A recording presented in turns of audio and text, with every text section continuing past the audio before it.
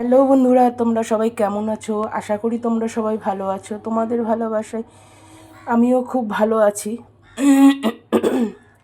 আমি আজকে আবারও দুপুরের লাঞ্চ মেনু নিয়ে আসলাম।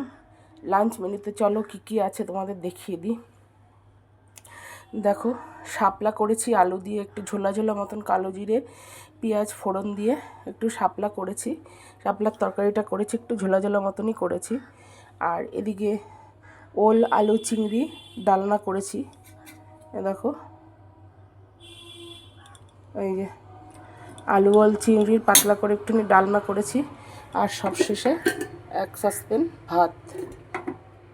এই হলো আমার আজকে দুপুরের লাঞ্চ মেনু। তা তোমরা কে কী লাঞ্চ মেনু করেছো একটু কমেন্টে জানিও। তোমরা একটু কষ্ট করে ভিডিওগুলো দেখে নিও, দেখে কমেন্ট করে আমাকে জানিও কেমন লাগলো আজকের ভিডিওটা। কেন গলাটা একটু বসে গেছে, আমার ঠান্ডা লেগেছে, প্রচণ্ড জ্বর কদিন ধরে, খুব ভুগছি আমি কদিন ধরে। তোমরা প্রে করো আমি যেন তাড়াতাড়ি সুস্থ হয়ে উঠি, ভালো করে ভয়েস দিতে পারি। গলার আওয়াজটা ঠিক মতন দিতে পারছি না, খুব অসুবিধা হয়ে যাচ্ছে আমার নিজেরই। যাই হোক, কষ্ট করে একটুখানি ভিডিওগুলো দেখে নিও তোমরা বন্ধুরা, আমি অনুরোধ করলাম।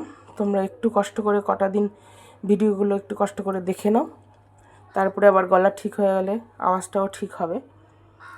তোমরা কে কী লাঞ্চ মেনু করেছো একটু কমেন্টে জানিও।